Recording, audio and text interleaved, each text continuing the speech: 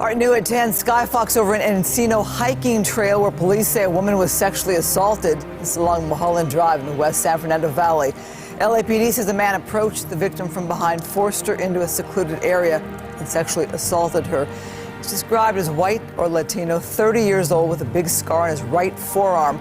Police reminding everyone tonight to always hike with at least one other person. Searching for a man who attacked a woman on a popular trail. Concern is growing as news about the crime spreads. To hear that someone was attacked, that's insane.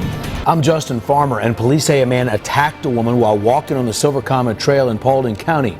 And tonight, 42-year-old Tina Waddell is still in the hospital. Investigators say that someone severely beat her and then left her in some woods. Channel 2's Amy Napier-Viteri live at Kennestone Hospital in Cobb County, where the family is asking for support. Justin, tonight Tina Waddell is here at the hospital getting treatment for those head injuries. And tonight her husband turned to social media to ask for prayers, and we saw people posting messages of support for her recovery. I walk, I jog on the Comet, and I always felt like it was a safe place. You always see police. Jim Robinson's 17-month-old daughter attends the YMCA Early Childhood Development Academy in Hiram, where 42-year-old Tina Waddell works. Investigators say Waddell suffered severe head injuries Tuesday evening while walking the Silver Comet Trail in Paulding County near her apartment. We reached out to her husband on social media Wednesday night. We didn't hear back, but in a post on Facebook, he shared our story about the attack and asked for prayers for his wife. I saw her crawling out of the trees. Peter Scott was riding his bicycle on the trail when he found Waddell and called 911. Someone will be here in no time. We got a copy of the 911 call in which you hear Scott talking to Waddell, who was in and out of consciousness. Investigators tell us Waddell's injuries were so severe she could only tell them a man with dark hair attacked her. They believe Waddell managed to get herself back to the trail after her attacker dragged her to the woods and left her there. Following breaking news in Greenville, this man now in custody after violently attacking a woman on the Swamp Rabbit Trail. It happened last week, and his name is Ronald McKinney. He's charged with armed robbery and assault with intent to commit criminal sexual conduct. Police say the attack was near the Cleveland Street YMCA. They tell us the suspect snuck up on the victim, forced her to the ground, and hit her in the head with a gun before taking off with the victim's belongings. Police say they searched the suspect's home and found those belongings. Now at 11, a coast-to-coast search for a murder suspect who brutally attacked a mother of 5 and is also linked to a vicious crime here in Los Angeles. Good evening, I'm Micah Ullman. And I'm Sandra Mitchell in for Cher Calvin. Rachel Moren went for a hike in the woods near her home in Maryland and never returned. Her body was found the next day, beaten to death. Tonight, a major break in the case. Detectives say DNA evidence found on her body is linked to a suspect wanted for a vicious attack here in Los Angeles. Samantha Cortese has the latest on the murder manhunt.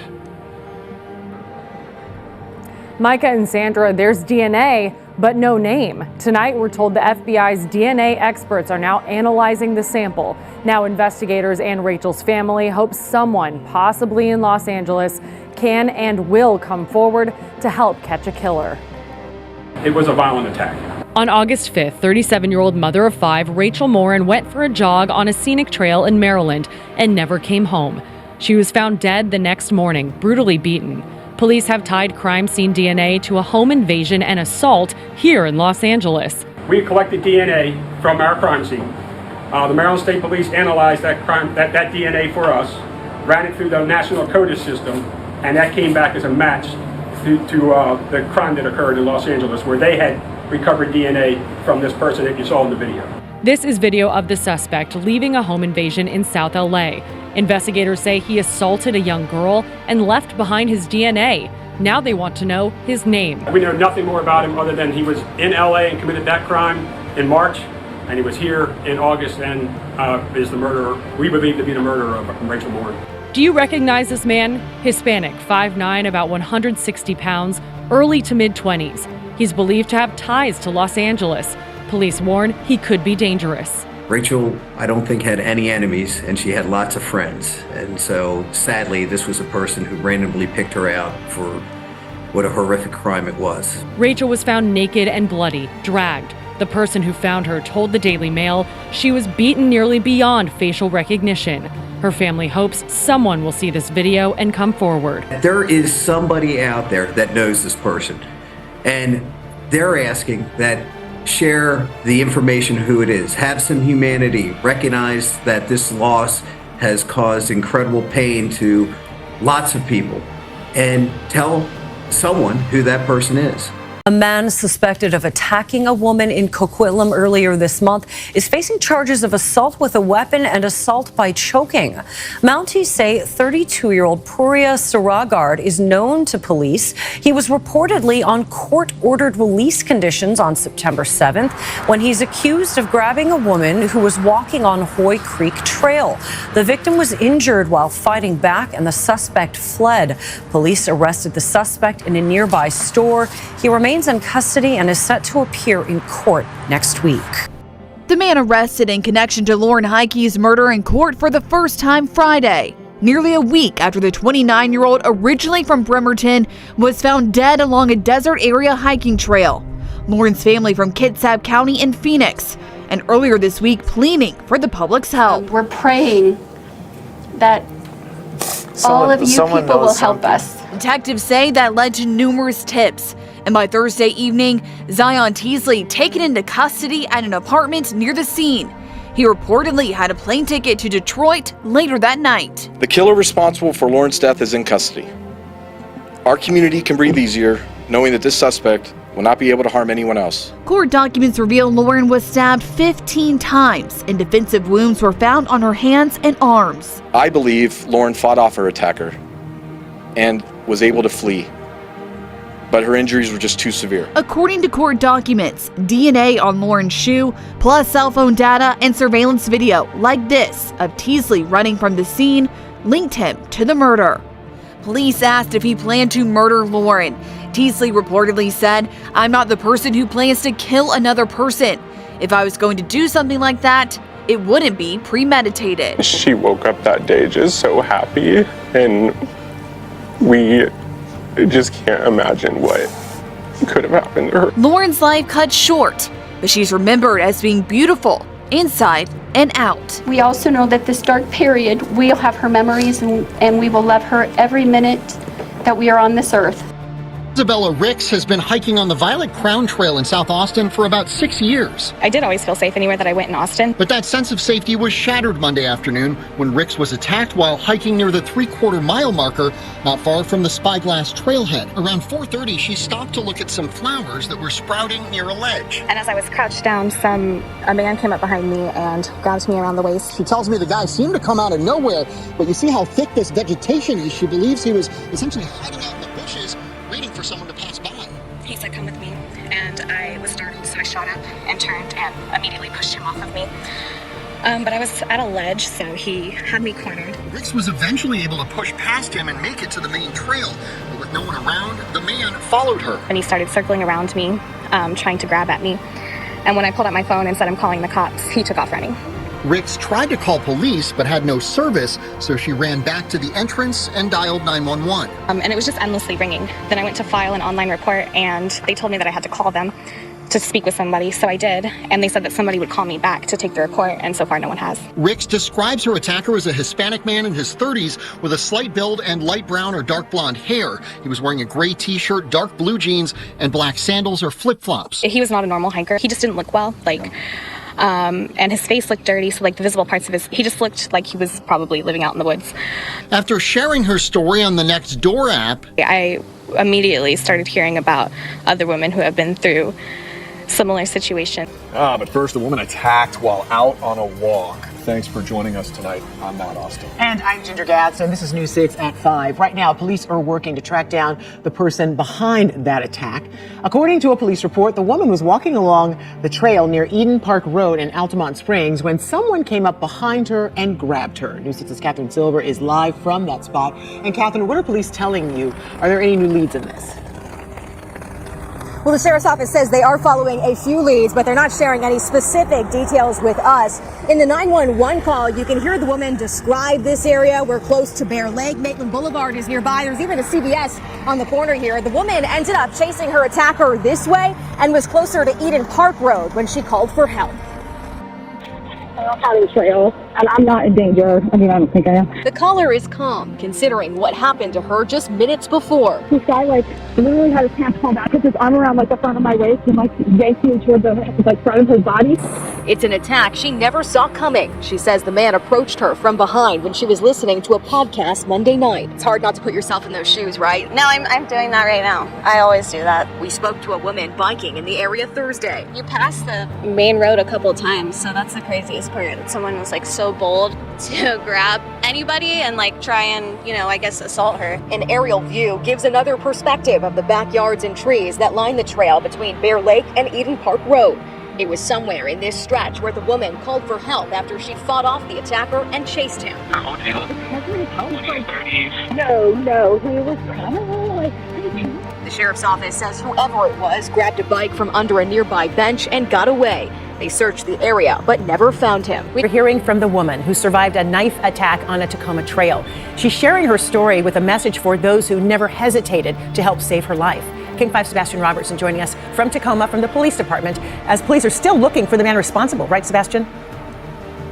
Yes, Joyce, that's right. The woman you're about to hear from did not have to speak. Victims of violent crime are protected, often kept totally anonymous. This was her choice to speak out, and we must warn you, some of the details, some of the images in this story are disturbing. This woman, who Tacoma police are calling Jane, isn't hiding from her wounds. All I could think as I lie on the ground trying to find Mom was, this can't be how I died. There's so much I still haven't done. Jane nearly died after a knife-wielding man attacked her on February 10th inside Tacoma's Point Defiance Park. It was the middle of the afternoon, and the park was full of people. I was one wrong move from being killed. I was completely alone, and I still can't believe that I survived. While Jane fought for her life, two couples came to her aid. One woman kicked the attacker in the head and proceeded to treat her wounds, likely saving her life. Jane was pinned to the ground, stabbed in the hand, neck, and face. I couldn't breathe without excruciating pain, and it kept crying out how much I wanted to live. How I didn't want to die out there. In the days that followed, the Tacoma police have added extra patrols. Park crews have installed surveillance cameras, and investigators have released this detailed sketch of the man they're looking for. We think that the risk is incredibly real, that the person who did this would do it again if the opportunity presented itself. 5 detectives with the department's aggravated assault unit are working the case. While our responsibility is to investigate every aggravated assault that occurs in the city of Tacoma that doesn't result in death, we have done nothing but this case for the last 9 days. As for Jane, she says her life is forever changed, says her healing is only beginning. And tonight, she's urging everyone to keep their eyes open. If you see someone in danger, please do what you can to help them. Any action could make the difference between life and death. I wouldn't be alive to talk to you if the two couples who came to my aid had just dismissed my cries for help. Tacoma police not mincing words. The detectives believe the person that stabbed Jane, accused of stabbing Jane, is a danger to the community. They're asking anyone with any information to contact investigators. Joyce? So, Sebastian, we saw that sketch. What else do we know about the suspect? Well, Joyce, detectives calling that sketch very detailed. They say it was confirmed by both the victim and witnesses in the situation. Investigators believe it is a man in his late 20s or early 30s with a skinny build. They say he was wearing all black clothing the day of that attack. Police are questioning a person of interest in the murder of a student whose body was found near the University of Georgia.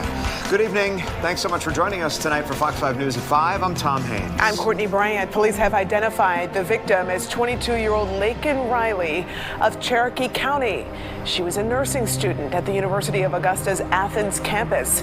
This major development comes as we learn more about the student who was tragically killed. We have team coverage of this developing story tonight. Fox 5's Angelique Proctor has a closer look at Riley's life, but we'll begin with Kim Luffler and the latest on the search for her killer tonight. Kim? Well, Athens-Clarke County Police have set up their mobile command center here at the Cielo at Azulik Apartments off of Millage Avenue. Now, right now, we don't know if this person of interest lived at these apartments, but we do know police are speaking with someone in connection to the death of the Augusta University student. Police and GBI officials spent all day Friday searching near this apartment complex off of Millage Avenue in connection to the death of 22-year-old Laken Riley. University of Georgia police have identified a person of interest who is being questioned. Around noon Thursday, police say Riley's friend called them concerned after she didn't return from a run at the intramural fields near Lake Herrick. They found her body in that area soon after with visible injuries. According to UGA officials, Riley was enrolled at UGA through the spring semester of 2023 and then transferred to the Augusta University College of Nursing in Athens. She was a member of the Alpha Chi Omega sorority. Both campuses canceled classes Friday. Family members placed flowers by Lake Herrick Friday morning. They weren't ready to speak on camera, but it was clear to see how much they loved her. One of the things that has struck me in the nearly 8 years I have worked here, and I've been a higher ed communicator for nearly 20 years, is the way this community is connected and the way that they support one another. UGA students we spoke to were shaken up. It's tragic because it happened in my backyard. I jog in that park about every single day, so I don't feel safe. Students say this apartment complex isn't a spot where students typically live.